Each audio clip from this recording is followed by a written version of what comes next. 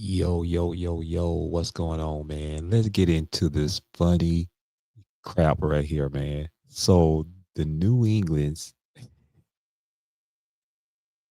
hold on a minute. That's my other video. It's live on Twitch right now.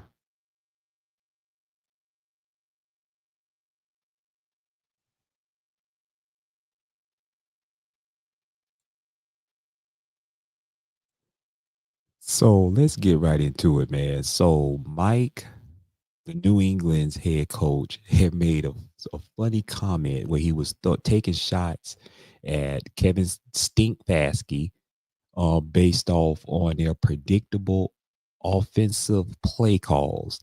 Listen to what he had to say about Kevin Stefanski and him calling the plays. We got to take care of the ball better and continue to find opportunities. They hadn't turned it over. And then when their gimmick plays ran out, I thought we played pretty good defense. We got to take care of the ball better and continue to find opportunities. They hadn't turned it over. And then when their gimmick plays ran out, I thought we played pretty good defense. Gimmick plays. We got to take care of the ball better and continue to find opportunities. They hadn't turned it over. And then when their gimmick plays ran out, I thought we played pretty good defense. Let's listen to it one more time. We got to take care of the ball better and continue to find opportunities. They hadn't turned it over. And then when their gimmick plays ran out, I thought we played pretty good defense.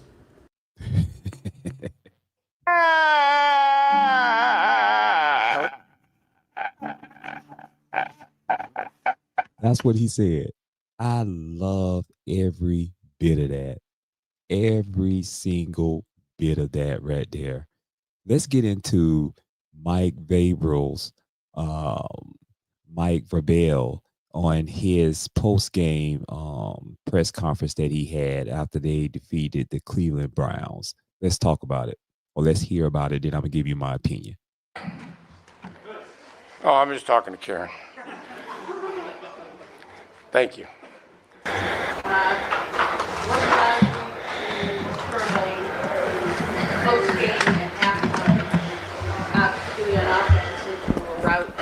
Taking advantage of our opportunities, turning drives into touchdowns, hitting some X plays, and not settling for field goals like we did in the first half. But sometimes it's going to be like that. A lot of times in this league, it's going to be like that. And we've had other games, and they asked me about starting fast, and again, we'll try to continue to work on that. But I'm also proud of the totality of the team, and I know there's so much more to improve. But we got stops in the second half, and we scored touchdowns, and that's what the difference in the game was. But it was also the way we finished the first half, by getting a stop and going down there and making a huge gain. We didn't convert, but we were able to move the ball down there into a field goal range, and Andy and that operation was able to take advantage of it and go into the halftime with the lead. So Dan Roach is back. Mike, kind of extending that, just the complimentary football, Spillane the interception, and then the touchdown, Hawkins the interception, touchdown. How pleased were you when you saw those kind of things unfold? And you brought your team to the sidelines for the ensuing kickoff. What was the reason for having everybody stand up on the sidelines for that? Well, I wish you guys would have noticed that a few weeks ago. We started doing that a couple weeks ago when we started going on the road. So glad you guys just now noticed, but that hasn't changed in 3 weeks. It was focus that we had on the road, trying to get up and support the other groups, the ones that were trying to create field position for us on the kickoff return or the kickoff. So taking advantage of the turnovers was huge. Certainly one on third down there with Spillane, and then the long one there that Hawk had. So we got to take care of the ball better and continue to find opportunities. They hadn't turned it over, and then when their gimmick plays ran out, I thought we played pretty good defense. The core game on the far right. Looks like the team was pretty. Looks like the Sorry, team. you were right, far right.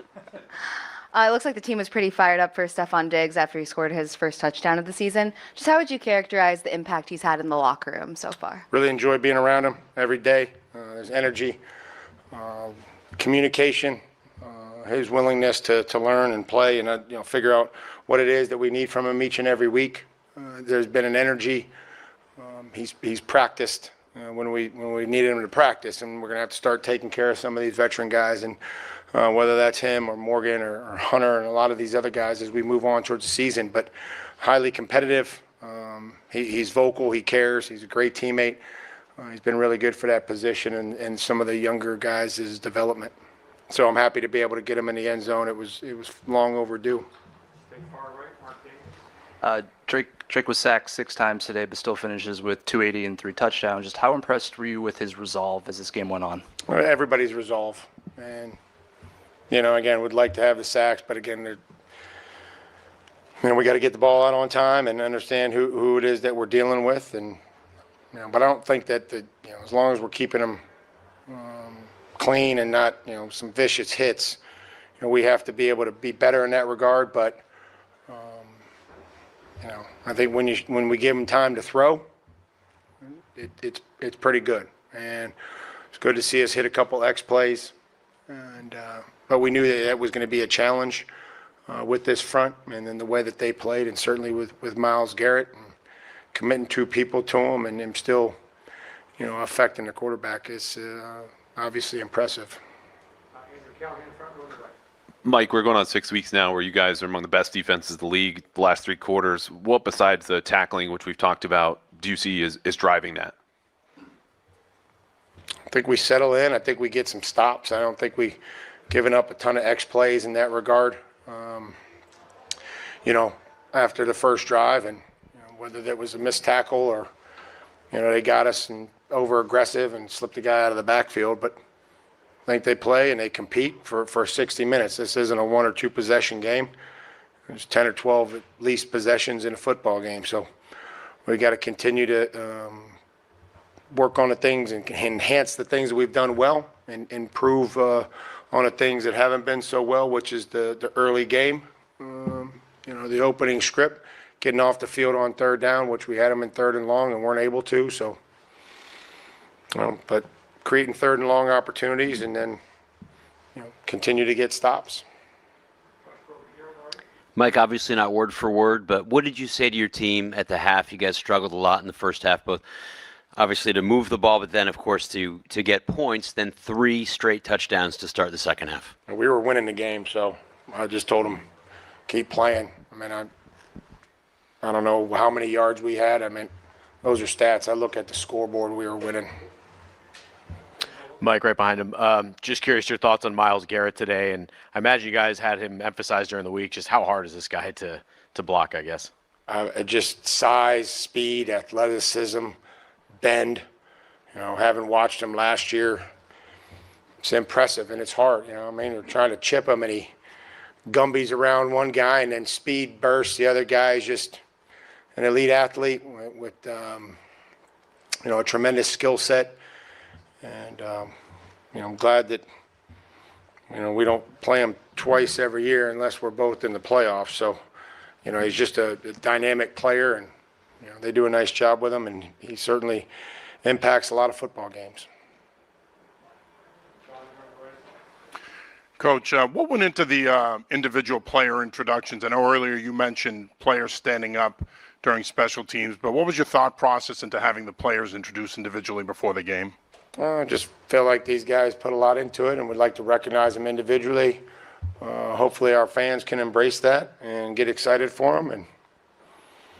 And something that, felt like we wanted it to do and, create some energy early and get them to recognize the players' efforts and, allow these fans to support us, which they did. It's getting loud on 3rd down and we got to continue to play hard for them so that they cheer for us. Hey, Soph. Hey, Mike. Just curious, Christian Barmore, we didn't really see him in the first quarter. Was there anything that led to him being sidelined and then to see him come back in the game after? Yeah, I had to make a decision. My job is to protect the team. So when there's actions that I don't feel like are commensurate with what we want to do here, I got to make a decision and we move on. Last question, Dick Hyde. Mike, run game was effective again for the second straight week. What do you see happening there against a tough Browns defense? Tough sledding. I think we stayed committed. We make some interior runs. We hit some outside plays, some perimeter runs, and then obviously the quarterback stuff helps to, those numbers. And when they pressure and they play man coverage, and Drake can do that, that has to be part of who we are. We got to send them to spring training and figure out, when to slide and continue to talk about that and do my best there. Thanks, guys. There you go, man. How are you? There you go. Point blank period. I think at the end of the day, Mike said it best when they was done making their gimmick plays, and when it's time to play football, he pays attention to the scoreboard. He doesn't worry about the gimmick plays that Kevin Stefanski is drawing up for his offense on the field. I mean, I done seen high school football coaches that actually do better plays than an NFL coach. And that's not even, I'm not even proud to say that. That is sad. That is pathetic. And that just shows the denseness from the Kevin Stefanski era. He needs to be fired. He needs to be let go, because there's no way in the world you can continue to watch this game in and game out. There's no way. And then it's going to be furthermore drastic when you have a bye week. So for 2 weeks for preparation, I don't want to see any more of Dillon Gabriel. Dillon Gabriel has shown me that he is not capable of leading this team, of being a leader of men. He's a little leprechaun. He's a little leprechaun, and he cannot be a leader of men out there on the football field. He does not have a strong arm. I don't even know what all these great swelling words that Kevin Stefanski was labeling Dillon Gabriel as, talking about he's astute. He's a smart guy. He's able to digest the plays very well and quickly and effectively, and he's able to produce on the field. What type of production that he is giving on the field that shows you that he should be the franchise quarterback? What I have seen him. I have seen enough for him. I don't want to wait 2 weeks, and waiting 2 weeks to see more garbage production from a person who is not a franchise quarterback, for a person who is not a starting quarterback in this league. He's going to stay a backup quarterback, because all he will ever be is a backup quarterback, and he should never be a starting quarterback or even thought of as a franchise quarterback. But I know someone that you have the potential to be a franchise quarterback. I know someone who is definitely a starting quarterback in this league, and that's Shedeur Sanders. But you don't want to give him no shine. You don't want to give him the same opportunities that you have given Dillon Gabriel. You only care about your selfish wants and ego and your distastefulness towards Sanders, that you can't even mention the man's name. You don't even know. You don't even want to say the man's name at all. You don't even have it in you to even say Shedeur Sanders. You will not see it. When they ask you that question, when they asked Kevin Stefanski about Shedeur Sanders, he came up with every other explanation, and he made it a point to not mention Shedeur Sanders' name. So what does that tell you? What does that tell you? Just listen to what Mike said about Kevin Stefanski and his coaching style. This is not a joke. Listen to this right here. We got to take care of the ball better and continue to find opportunities. They hadn't turned it over. And then when their gimmick plays ran out, I thought we played pretty good defense. We got to take care of the ball better and continue to find opportunities. They hadn't turned it over. And then when their gimmick plays ran out, I thought we played pretty good defense. What does that tell you? When their gimmick plays ran out. When their gimmick plays ran out. He didn't sugarcoat it. He was straight up as a man calling out Kevin Stefanski. When you have another NFL head coach that's calling out another NFL head coach, what does that tell you about Kevin Stefanski? See, this is not personal for me. This is not personal. We're talking football here. We're watching NFL professional football. No one wants to watch any football league. That is what we're watching on the offensive side. When you look at Dillon Gabriel and these throws that he was making, he is purely garbage. The play calling is purely garbage. There is no type of threat where you are being a threat vertically from a passing perspective. You're not even trying to score touchdowns. What are we doing? What are we doing at this moment? Mike said it best.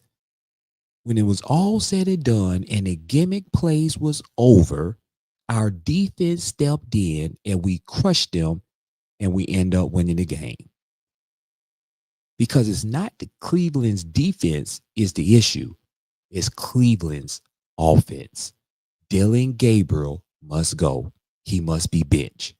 Kevin Stefanski or Kevin Stinkfasky must be fired.